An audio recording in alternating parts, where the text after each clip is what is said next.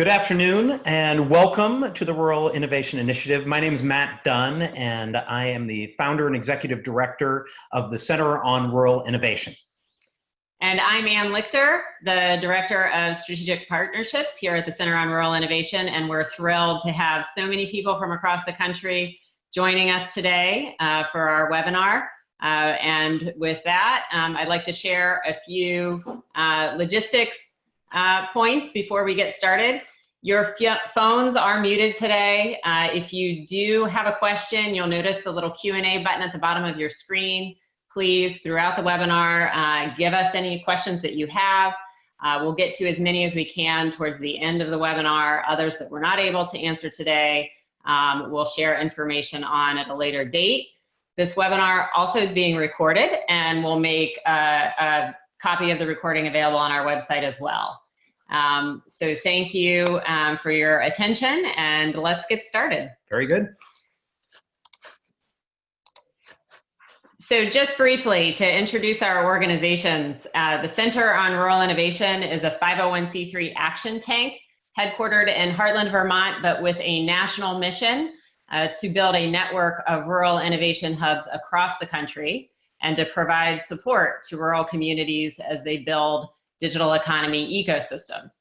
Through our sister organization, a taxable nonprofit, the Rural Innovation Strategies, Inc., we've entered into a cooperative agreement with the EDA at the Department of Commerce. And we'll be talking about our cooperative agreement with them and our effort to bring technical assistance to rural communities across the country as they develop their innovation and entrepreneurship strategies in their communities. I want to point out that all of the content we're sharing today is our own. The technical assistance model that we are developing and our decision making around the communities that we're going to partner with is entirely our own, just as EDA's decision making about their program and grant funding is entirely their own. So with that, let's talk more about what we're going to cover on today's webinar and who you're going to hear from. So I mentioned my role as the Director of Strategic Partnerships. I'm leading the Rural Innovation Initiative. I grew up in a small town in West Virginia, have worked with rural leaders on workforce issues, practiced law, and then spent several years at the national level building federal policies and programs and scaling them. And now I'm thrilled to have the opportunity to work with so many leaders doing very important work in their communities. We're also going to be joined today by Rebecca Agner, who is the Communications and Marketing Director for the City of Wilson. And Rebecca will share some insight from their experience building their innovation and entrepreneurship strategy for their community. We are very pleased today that we have our partners from the Economic Development Administration with us. Craig Burstady, who is the Acting Director of the Office of Innovation and Entrepreneurship.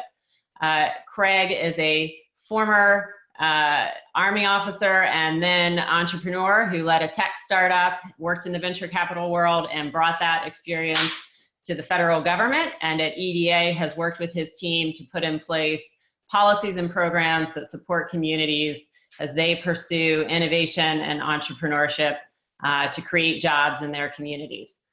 Along with Craig, we have Ryan Smith from the EDA. Ryan leads the National Research and Technical Assistance Program, which ensures that all of the research findings and tools that EDA develops through their many programs get shared with stakeholders, and he works to manage the measurement and analysis around the impact of their programs and brings a wealth of budget and performance management experience to EDA's efforts. So we're pleased that they can be here with us today. So here's a brief overview of what we're going to talk about. We will share examples of how rural communities are building innovation hub strategies, discuss how we can leverage that work on an even greater scale as we work together through a virtual network. And we'll describe our technical assistance model and upcoming funding opportunities that are coming from EDA. Just very briefly, I want to highlight at a high level the work we're doing through our Cooperative Agreement. So at the first level, you're going to hear us talk today about a technical assistance sprint that will have us working with about 4 communities in the first quarter of 2019 to prepare for upcoming EDA funding opportunities. Beyond that, we'll be doing capacity building with many communities as they develop their innovation strategies and prepare for future federal funding opportunities. And then, as I mentioned, we believe it will be critically important to develop this virtual network, both to accelerate the learning across the communities, but also to scale the potential for investment in rural places across the country. And then finally, from all of the work that we're going to be doing, we will harvest the learning and the insights from working with rural communities, and we'll bring that forward to EDA and other federal agencies to offer our recommendations for how to evolve their programs to make them more accessible for rural communities and some of the non-traditional partners. With that, I'm going to ask Matt to take it away and give us some more background on our effort. Sure. So there is some good news and some bad news associated with this initiative. The bad news is that we are not guaranteeing that anyone who participates in the Rural Innovation Initiative is going to get funding, either from any of the federal agencies who are working with us or from private foundations. And so that's not what we're doing. We're doing technical assistance. But the good news is that we are doing this technical assistance to take the learnings that we had from our pilot, from our past experiences, and we are bringing it to communities free of charge. And this is part of the Cooperative Agreement with the EDA, and we're delighted to be able to share those best practices and hopefully be able to continue to develop that network of innovation hubs across rural America. Great. So Craig, we'd like to have Craig Bersati from the EDA kick us off by sharing information about the Regional Innovation Strategies Program. Hey, can you guys hear me loud and clear? We can. There you go. All right, thanks so much. This is an exciting milestone for us folks. Really the first type of cooperative agreement we've done like this, at least in my tenure here at the agency. So thank you, Matt and Ann, for having us on. We're really excited to kick this off. And just as Matt was Mr. Grinch, maybe let me be Santa Claus here and tell you that starting with the end in mind, there are some exciting, awesome programs out there to support this type of economic development. And right here, what you're looking at, the Regional Innovation Strategies Program, I'd like to think is industry leader as far as federal programs to support regional innovation. Underneath the RISI portfolio, we have 2 programs, the I-6 Challenge and the Seed Fund Support Grant. The I-6 Challenge on the left there is, it was branded a few years back behind the concept of innovation in all 6 of our EDA regions, where we're trying to support centers of innovation and entrepreneurship, whether it's a proof of concept center or a business accelerator or incubator. It varies a lot by industry and region, and absolutely it could be virtual, it could be dispersed across a region. But the real concept behind our I-6 Challenge is to support innovation and entrepreneurship as a job creator. We don't care if it is in clean technology, advanced manufacturing, space commercialization, software engineering, as long as we're funding entrepreneurship that's going to start or support jobs for the future. Alongside the I-6 Challenge, if we're supporting the programs on one side for entrepreneurs to learn, build, scale, on the other side, those entrepreneurs might need capital to then take their businesses from concept to the market. So the Seed Fund Support Grant is all about supporting equity-based seed funds or angel funds within a region. A quick point on that, though, is we're not actually investing in the businesses themselves, but rather helping the back office, the OpEx expenses, to get these things, these types of organizations and those funds moving. I think for the most part, most of the communities on this webinar are mostly going to be interested in the I-6 challenge. Happy to talk about the seed fund offline, but today we'll focus on the I-6 and real briefly. Ann, could you give me the next slide, please?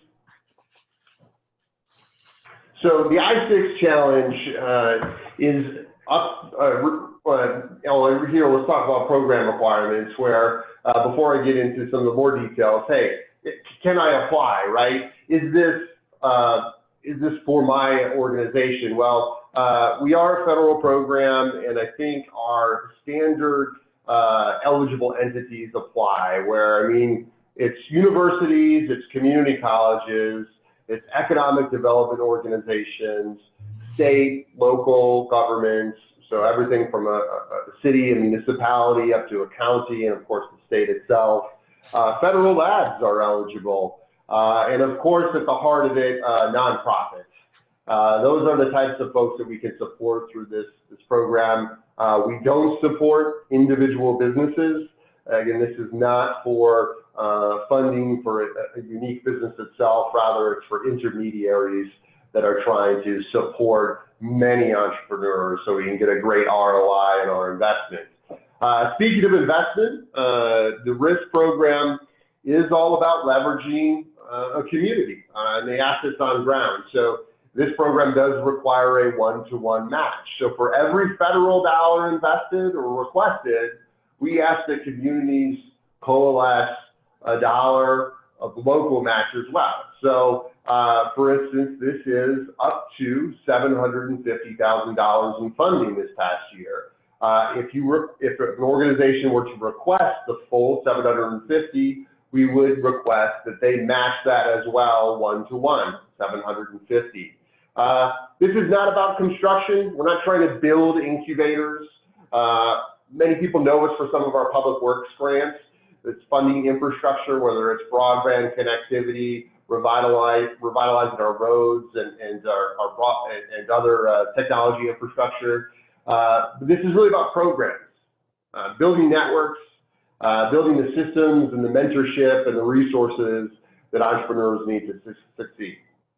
And that bottom point there, talking about providing and presenting a cohesive regional strategy, what can we do to help bring armies of support into the trenches so we can get these entrepreneurs from concept to scale, creating jobs.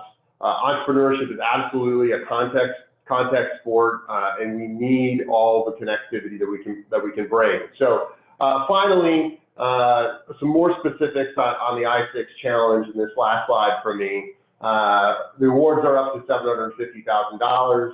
And the good news here is our next funding opportunity is right around the corner, February 1st. But for some of you, that might be hard to meet because I know building coalitions and getting that match is hard to do at the local level. So this competition has been run annually for the past 5 years. And we absolutely are hoping and expecting to do another one in 2020. So with that said, I hope this conversation might get your mind started about how you could potentially participate in 2019. And if you're not able, let's get started now. Let's talk with Ann and Matt about what you can do to lay the groundwork in 2019 and set us up for participating in 2020. Finally, as my last public service announcement before I'll hand it off to Ryan, my colleague, we do have a number of other resources for communities. Most notable, EDA has been charged with federal economic development integration lately. So we work closely with our colleagues at the Housing Department, over at USDA, and so many others. And we would love to find ways, if we're not a fit, how can we help you execute on your innovation and entrepreneurship-based economic development? That's all I got for today. Thanks so much, Ann and Matt. Great, thanks, Craig. And now over to Ryan Smith to hear about EDA's Research and Technical Assistance Program. Hey everybody, this is Ryan. I just wanted to take a couple of minutes and talk a little bit about the Research and National Technical Assistance Program at EDA. It's a really, it's a very small program, but this is the way that this particular award and the technical assistance behind it is funded. And for us at EDA, it's very cool. It is very experimental. This is kind of a new relationship in terms of how EDA offices are working together to support program outcomes and program goals across the spectrum of economic development. So just real briefly, Research and National Technical Assistance focuses on supporting all of the economic development ecosystem. So it's partly through supporting program outcomes by providing technical assistance, partly by supporting economic development outcomes through research. So we use the research portion to focus on tools, program evaluations, things like that that really help us better understand what economic development is and how we can best support it using scarce resources. A great example of this is a program that's underway right now. We're focusing on doing a full-scale program evaluation of sort of all of EDA's work over the last 20 years or so, infrastructure and non-infrastructure. It's going to be a 2-year project, and it's going to be very interesting, and hopefully it will support continued investments. In terms of national technical assistance, this is kind of how we set up EDA's best foot forward in terms of implementing policy or determining how best to determine solutions for policy goals. That's a really critical piece of how EDA builds its capacity, and we use it, and we use that funding eligibility and those partnerships in ways similar to how we're using it with Corey here. This is not a program that EDA could probably staff on its own, and so we use these relationships and these partnerships to help achieve these policy outcomes. A good example of this is this particular award that focuses on rural innovation and innovation in rural economies. This has been a drum that EDA has been trying to beat for a long time, and we are really, really happy and really, really proud to be able to work with Matt and Ann and the team up at Corey in terms of implementing this. There's another couple policy riders that we've seen in past years that speak to very specific needs, very specific goals, including nuclear power plant closure, persistent poverty counties, and a few other things that pop up from time to time. And this is really one of the great tools about EDA to be able to study and implement some capacity building along these lines. So I know the focus today is going to be on I-6 and on innovation, but I wanted to take just a couple of minutes and talk a little bit about the research program and how this technical assistance is being funded. Thanks a lot. Great. Thank you, Ryan. Thank you, Ryan. I'm going to take us a little bit through the theory of change, the way that we look at communities, and frankly, why the Center on Rural Innovation and Rural Innovation Strategies has come together to make this the focus of our work, and why we're so delighted to have this cooperative agreement. For those of you who are out there and participating in this webinar, most of this will not come as a surprise. That the fact is that there is an opportunity gap growing between rural and urban areas, the likes of which we have never seen before. And it is something that is fairly new. In fact, if you look back throughout history, rural and urban areas really tracked each other fairly well on an economic basis. But ever since the recession of 2008, rural and urban areas both fell dramatically, but the results after that were vastly different. Urban areas came roaring back, coming back above their pre-recession levels as early as 2011, 2012, and now performing very, very well. Rural areas are barely above the bottom of their recession and are still struggling to find a new pathway forward. The reasons for this are manyfold. Much of it is automation and seeing traditional rural industries automate much earlier than others, whether it was farming, forestry, extraction, or even small-scale manufacturing. And that impact has been felt in rural parts of the country.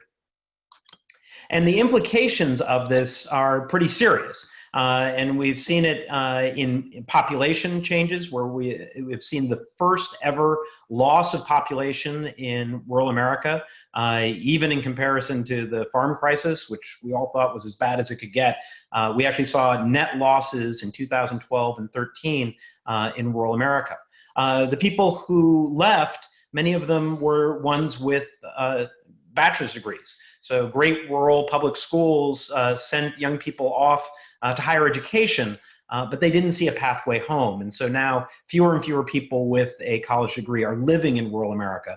And then I don't have to tell anyone about the opioid epidemic, which has been devastating and uniquely rural in our country. And unfortunately, the future, if we don't take action, doesn't look that much better, where a majority of the jobs in most of rural America involve a commercial driver's license.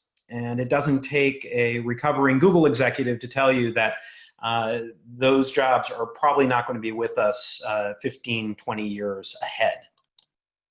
And one of the big drivers of this that we think is important, and why the I-6 program and this cooperative agreement I think is so critical, has been about entrepreneurship. We've seen a decline in entrepreneurship in rural places over the last 30 years. And that's even in proportion to population. So entrepreneurship is dropping off in rural places even faster than the country as a whole. And that's led to investors not looking at rural places as where to look for new innovations and new companies. And so today, less than 1% of all venture capital goes to entrepreneurs in rural areas. And the real impact of this is what we're seeing today, because the entrepreneurs of today are the employers of tomorrow. So we have lost that pipeline. And solving for the rural economy challenges and closing that opportunity gap is not going to be from one thing. It's going to take a lot of different things. We need to do the infrastructure to make sure that rural entrepreneurs can participate in global markets. We do need to do work on our rural strengths in forestry, agriculture, renewable energy, things that can really only happen in rural places. And of course, we need to work on redeveloping the workforce. But the place we're going to focus on, and that we've been zeroing in on, is on digital economy jobs, the fastest growing part of the economy in the US, and an area where rural places really have not participated at the level that we believe they should be able to. Now, the problem is that over the last 10 years, as rural communities have gotten on board with understanding they needed to move forward with the digital economy, the way frequently they've approached is they put their limited money into training in computer science and coding, either at the high school level or at the adults. They do these great training programs. Rural folks take to it really quickly, and then they move. And you end up worse off than you started, because you now have lost people who have taken that initiative to be able to do that. So that's why we believe we need to take a more holistic ecosystem approach. And this is complicated because most funders and others say, well, you should focus on one thing and just do that one thing. Unfortunately, at this point, that's not going to make this change that we all need. So we believe in doing digital economy, education, and training, alongside of intentional remote work, with entrepreneurship, and then with the kinds of places and spaces that make this an attractive place for people to do this kind of work and to be innovative. So on the computer science front, we can all follow Wyoming's lead. That was one of the first states to actually require a semester of coding for any high school graduate. And when the governor was asked, wait, why did you do that in Wyoming? That sounds like something Massachusetts would do, or California. He said, because we need to survive as an economy. And that's absolutely true. And there are some great ways with investments, both curricular and co-curricular, that you can really allow for young people in a community to have the kinds of digital skills for the future and allow them to chart their own destiny. We also believe that you need to get digital workers in communities right away. And there are ways of doing that. first, most of you would probably know the folks who are working out of their spare bedroom in a rural community for a company someplace else. They might be coding, they might be designing websites, they may be doing technical assistance. So you want to make sure that, first of all, you can actually create a space for them to come together. But we're also working with large tech companies in urban areas to be able to hire people that we help to train up, to have them hired in place where they cover the cost of the loft apartment and a co-work space seat. And even if they're paying them the top salary for an entry-level coder and covering their housing and co-work space, it's still a significant reduction over what they would have to pay in their own metropolitan area. For the last decade or so, software companies have been looking to Eastern Europe for that kind of talent. But these days, given the geopolitical situation in Eastern Europe, they're looking for alternatives, and we think this market force can definitely be in our favor.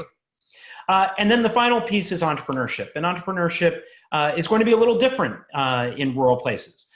We think that the key is to create long-term residency entrepreneurship where you can provide investment, you can give them a loft apartment, co-work space, coaching, and then connections to leaders in innovation, technology, and investment.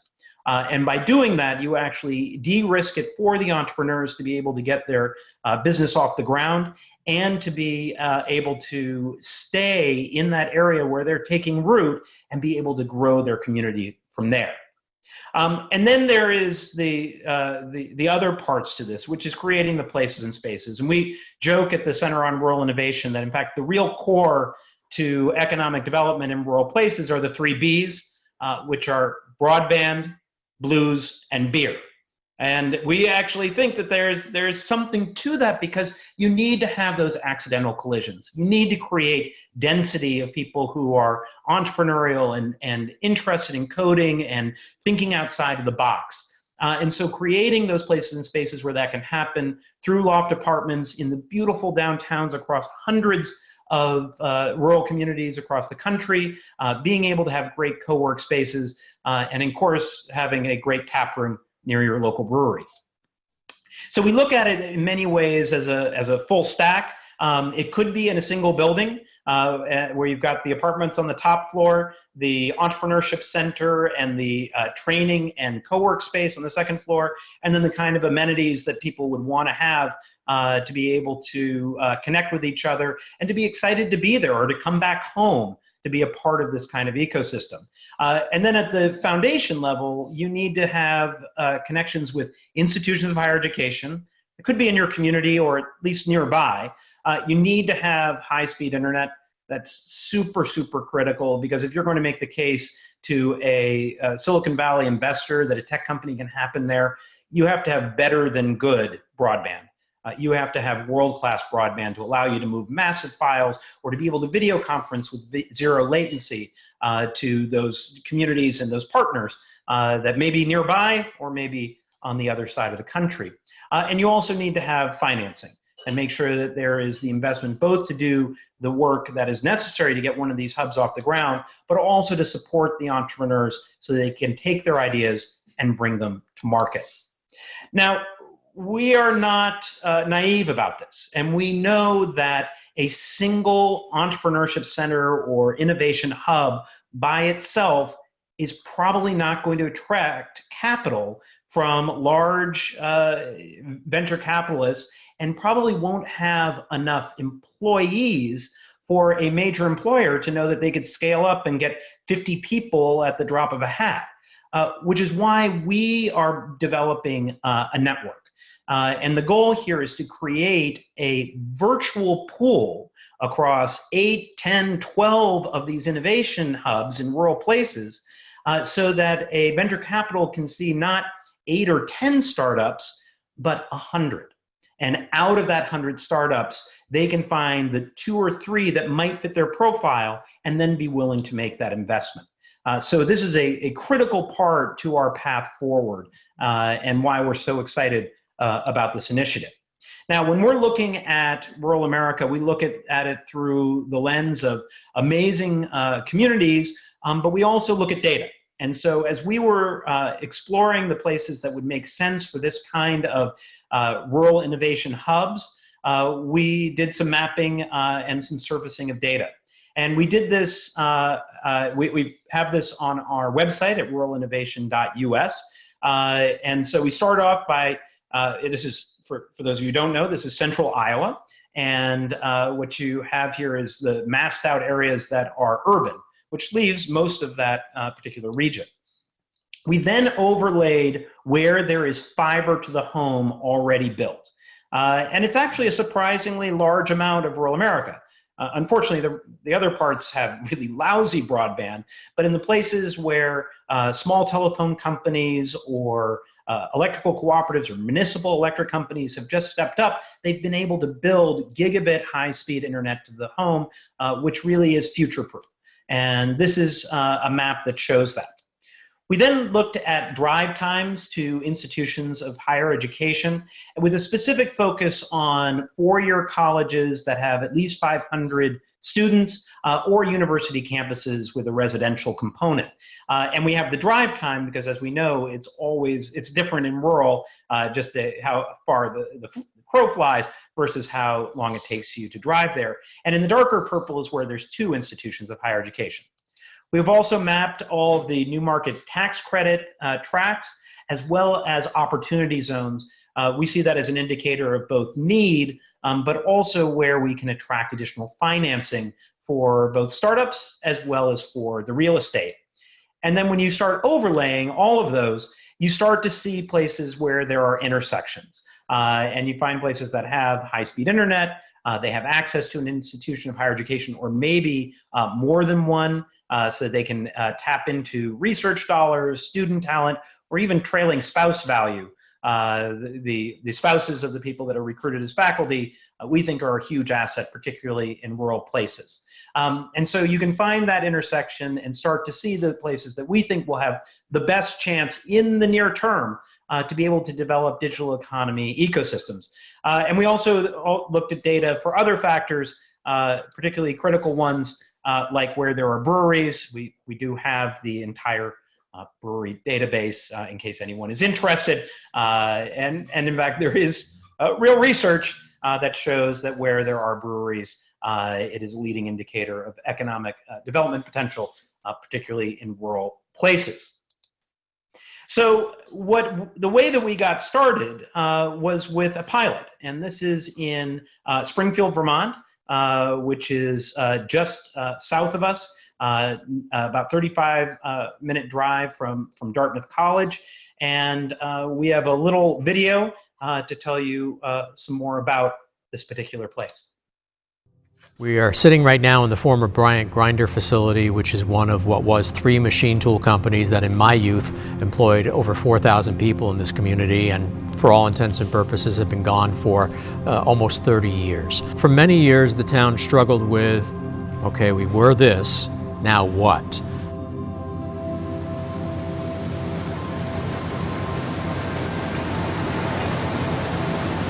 People are just really fierce about their history and about what this community once was.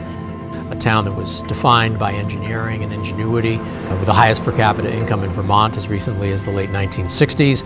Now that paradigm had shifted 180 degrees. We now actually have one of the highest poverty rates in the state. The closure of the machine tool industry left behind 800,000 square feet of available space. These huge, empty industrial buildings all across Springfield. We have repurposed over 500,000 of that, but as we sit here today, there's still another 430,000 feet still to go. That's contaminated, that has a variety of development challenges. When you think about Vermont, I think most people picture, rolling pastures and mountains and ski resorts and maple syrup, and those things are all part of what make this a special place to live. What you wouldn't expect is that we have some of the fastest internet in the country. Every building in Springfield has dedicated fiber with the capacity for 10 gigabit per second connectivity up and down. That's the fastest in the United States. The Black River Innovation Campus is intending to leverage that, both in terms of the types of businesses that are here, but also in terms of the skill sets we're trying to develop in the population, both young and old. We're developing a tech workforce to turn around that socioeconomic paradigm. bring about the next phase of ingenuity for this community and once again be on the cutting edge, just like we were. Different technology, but the same concept. Repopulate the community and recreate a social infrastructure that will raise the per capita income and make Springfield a place of pride and ingenuity once again. It's going to mean everything to these people who have been here all their lives, who remember when this building was, where their father worked or where they worked. It's a partnership between, the old timers and the newcomers, and so I think that if we can learn from what they remember, but also move things forward and continue to look towards the future, that's really going to be the key to the success of these projects. What do I hope for? I hope that we can bring Springfield back, and we can make Springfield the place I grew up in and the place it can and should be again.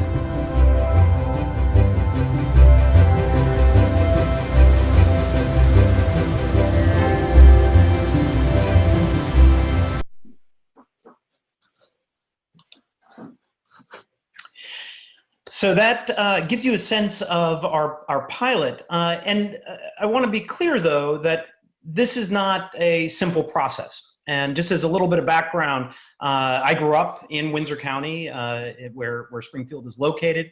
I got involved in public policy, but also helping to grow a Vermont-based, rural, located software company to 100 employees. I was the head of AmeriCorps Vista for a while, and then eventually I ended up being the head of community affairs for Google, but I refused to move. And so I was able to open an office for Google in White River Junction, Vermont. And even though I left 2 years ago, an office remains with 5 engineers working out of there. So I actually reached out to friends who I'd known a long time in Springfield because I knew about the gigabit that had been built, and had a conversation about pulling together a team that could actually leverage that gigabit and help build the digital economy ecosystem. And that led to a lot of different conversations, including about strategy, what things we would have to do, where we might be able to find resources to make this happen. And over the course of 2 years, we put together that strategy, that plan, and the resources to be able to make this happen, all the way through to applying for an I-6 grant and successfully receiving $724,000 to support our overall initiative. And so what I want to share now is what we think is going to be necessary in order for this kind of entrepreneurship innovation center to take place in a rural area. And this is based on the experience that we've had, but also what we've learned from communities across the country who have tried this both successfully and sometimes not successfully as to what needs to come together. It includes, the foundation pieces. Having to have a nonprofit entity able to step up, one that we revitalized actually in Springfield that had been dormant for a long time. It tried an incubator 15 years ago, and we were able to get it stood back up to move forward. You need that leadership team, you need to have that broadband, and you need to have the real estate ready to go to be able to be the places and spaces for this to take place. You need to be seeking funding from a variety of sources. You look for corporate funding, you look at other state entrepreneurship centers to show their buy-in. I think you'll find that in rural places, they don't see it as competitive, they see it as collaborative. And in larger cities in a state, they are frequently willing to help out just to help grow the overall ecosystem. Local and state philanthropy, and then also public funds, whether it's a revolving loan fund, CDBG grants, as well as national funding. There's also then the partnership, and higher education partnerships we believe are critical. It's an important piece for both tech transfer, for tech talent, and also for finding folks who may be there because their spouse got a job at the institution of higher education and they're looking for something exciting to do, and you can actually bring them into the mix. You want to make sure that you are fully aligned with your economic development leadership in a community, because they're going to have to pull out all the stops and all their can-do spirit to be able to put something like this together, as well as the government, both at the municipal level, at the county level, and at the state level, to make sure that all of it's aligned as you're moving forward. And that's going to be super important, especially when you're applying for national foundation grants, as well as for grants from places like the EDA or USDA. There are also in all of this some assets that you need to be able to accumulate. We actually think going out and figuring out who have tech jobs in your area. Some of them may be working for companies that are based in big cities. Some may be doing a 3-person shop that develops websites. But just getting a handle on that, understanding the amenities that are in place that you can tout, whether it's a great coffee shop or a brewery or a great restaurant or a ski area or a lake, just being able to package those up, or ones that could be on the way. There are transportation assets you should really think about, like is there access to an airport in a reasonable time? And it doesn't need to be going to lots of major cities, just being able to do a jump to a hub where someone can be inside security and then get to anywhere in the country or the world. And then also thinking through, how do you reach out to your alumni and expats? We've found that a really fun process in Springfield in discovering that a former Springfield person had gone on to be in leadership at a large private equity firm or the technology reporter for the New York Times. These folks are all out there, and being able to figure out who the high-profile ones are, and also how to do outreach to folks who may be working in tech elsewhere.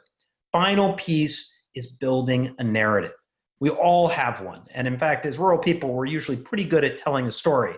And what we have to do, though, is tell that story of the community, where it's been, the incredible assets that it has, and then where it can go. And that's going to be an important part of this process and a key to the success.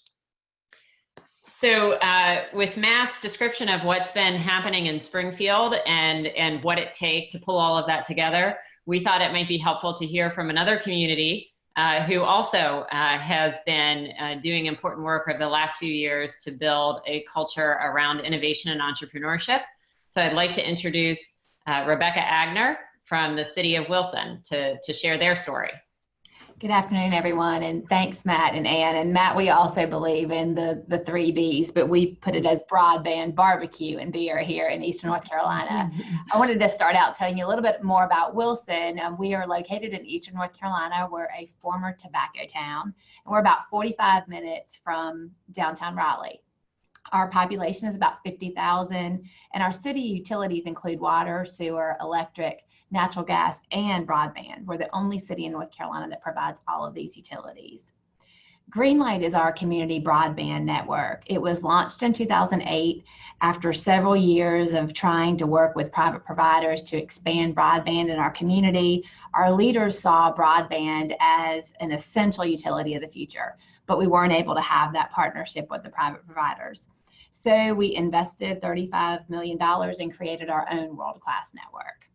Today, we have nearly 10,000 customers, and including all of our large manufacturers and institutions.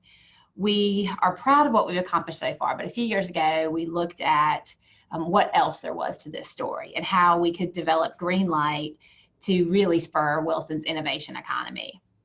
A few years ago, we were fortunate to be included in Innovate NC, which was a statewide effort to engage micropolitan communities. Through that process, we began to sketch out ideas to begin building a culture of innovation here in Wilson. And while innovation is a huge focus in Raleigh and the Research Triangle region, it wasn't so the case here in Wilson. We saw that in big ways, like not having a co-working space or not having opportunities to engage entrepreneurs. But we also saw it in small ways, like not having a common language and not having any regular events to bring people together to talk about innovation.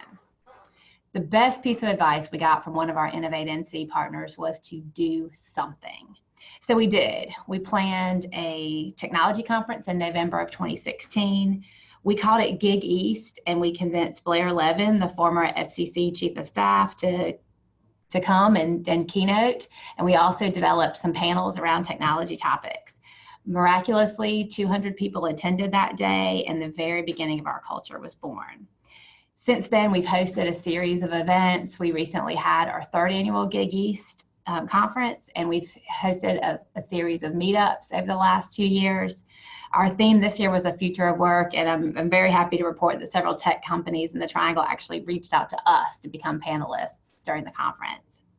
You'll see from the picture here, we also have hosted a hackathon. We did that in partnership with Magic in Westminster, Maryland.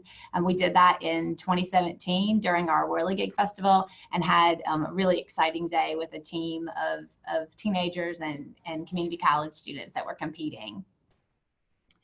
We were also extremely fortunate earlier this year to receive a $1.2 million Golden Leaf Foundation grant to build our innovation hub right here in downtown Wilson. We expect our doors to open in the spring of 2020. We formed a partnership with Riot, it's based in Raleigh, and to provide what we see as a really strong value proposition for smart city technology startups in our hub. We're always a little bit reluctant to pitch ourselves as a success story because we very much feel like we're still in the trenches and that we're fighting every day to build our culture. So our story is still in development, but we're always happy to tell it if we can encourage another community to do something. And we're very happy to be part of this and appreciate being involved today. Great, thank you, Rebecca. Hopefully that gives some of the folks on the call some inspiration to do something and get started in your community. So now I would like to talk a little bit more about the Rural Innovation Initiative and what it means to participate. Going back to the top presentation from our colleagues at EDA and hearing from Craig Burstady that we're expecting the next notice of funding opportunity to be available on February 1st, and knowing that a typical application period is between 45 and 90 days, we are setting a timeline to identify 4 communities by January 15th that Corey and RISI would partner with in an intense technical assistance sprint to help those communities build out the rest of their strategy and put together a compelling application for that next I-6 funding opportunity by the end of March. So that means, as you saw on our, if you've been on our webpage, that we're already looking for communities that have high-speed broadband in place. You see from Matt's conversation how critical that is to engage in the digital economy. We're also identifying those areas that have new market tax credit or opportunity zones, because that can help with financing and attracting investment. We're looking for that proximity and relationship with a higher ed institution in your area, the eligible entity, and most critically, as you heard from Craig, for the I-6 competition, you need a 1-to-1 match. So given the dollar amounts available in that program, we think that means being able to secure about a $500,000 match by the end of March. So now we know, aside from working with those 4 communities, that there are many other communities, many of you represented in today's webinar, who are excited about this, who have already started to put the pieces in place, but you're not quite going to be ready for that 2019 funding cycle.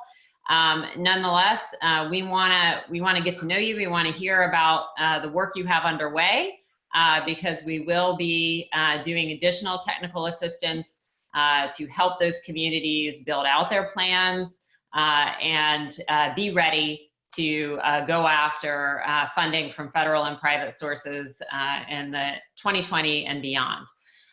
And finally, for those of you that are just beginning to think about what it means to transition to the digital economy in your community, we also see a place for you in the Rural Innovation Initiative. We think it's going to be really important for rural communities to connect and learn from one another. And so we will launch the broader capacity building in spring of 2019. So moving forward, let me say that we would look forward to hearing from more communities. If you haven't signed up on our webpage yet, please do so. You see the URL at the bottom of the screen here. That ensures that you're on our radar screen, you're in our pipeline, so that we can keep communicating with you about upcoming programming and technical assistance. If you think you're a community that could be positioned for this 2019 funding round, please raise your hand, let us know. We're doing a lot of analysis and outreach to a variety of communities. As I said, we would make that decision by January 15th. That first technical assistance sprint would occur in the January to April timeframe. We would pull together the resources through the RISI team. We'd be on site working with those communities to flesh out your action plan for your innovation and entrepreneurship hub.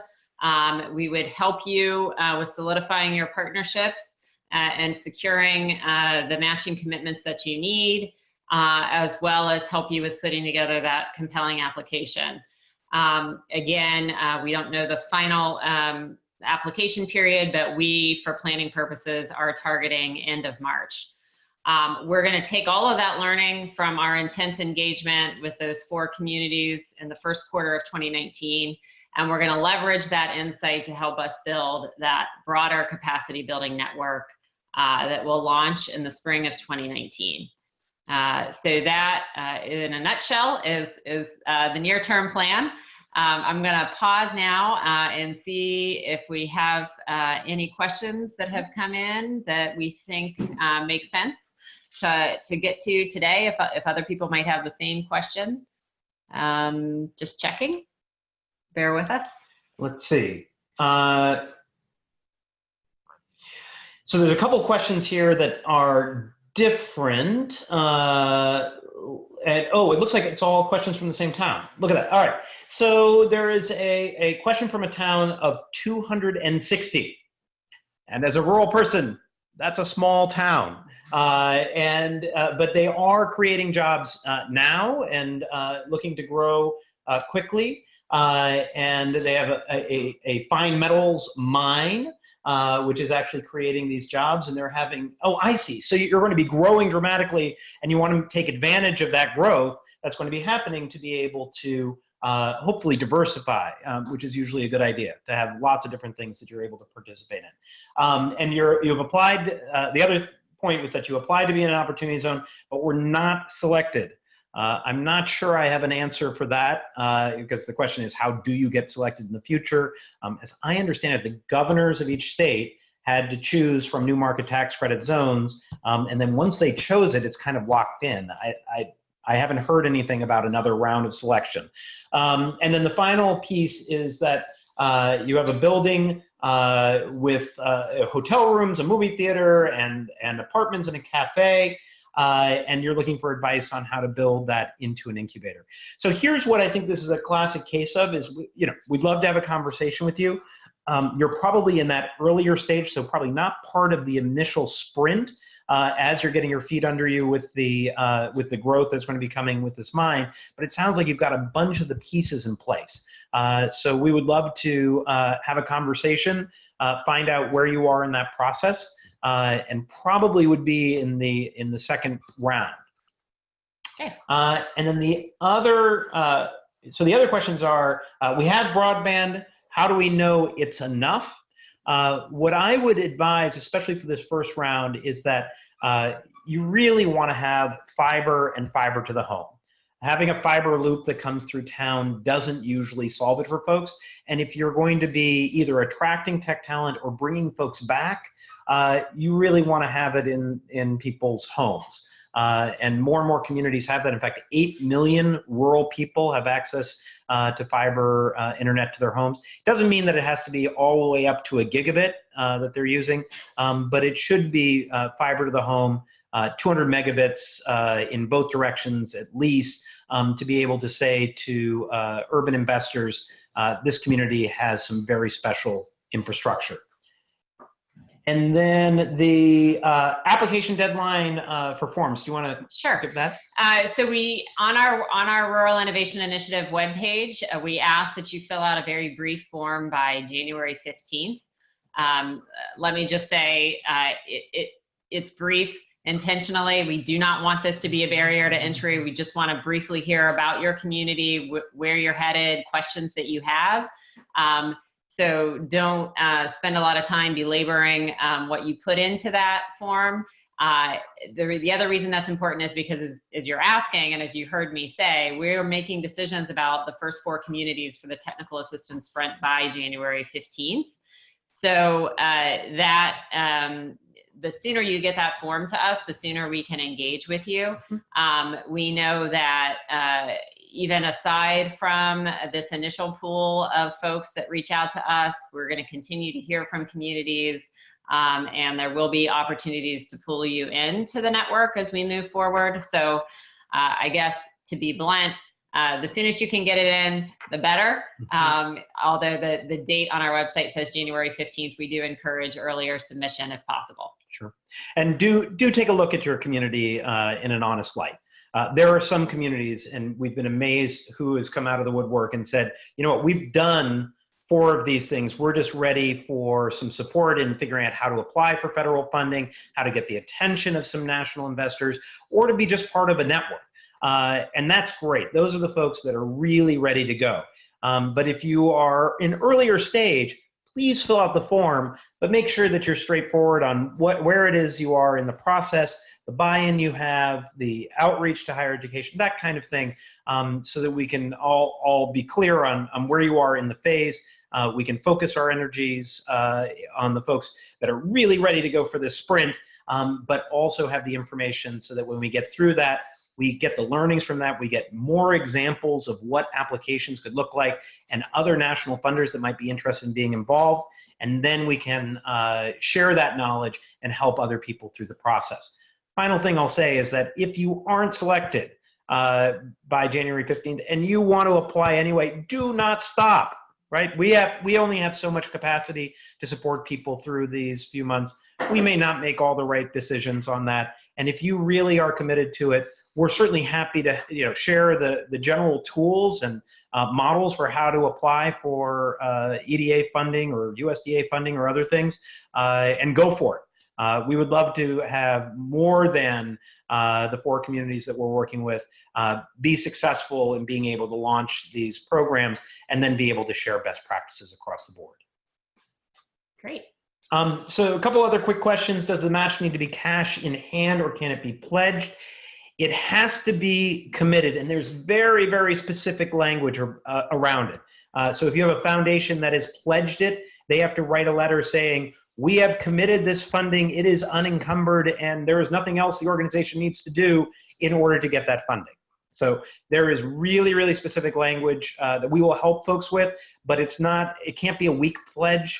It has to be a really strong pledge that they have the money, they're ready to give it to the organization, and that needs to be in place. And that commitment letter that Matt is describing needs to be part of your application package. You need to have it at the time of application. Yep. The other question was, what is the definition of rural?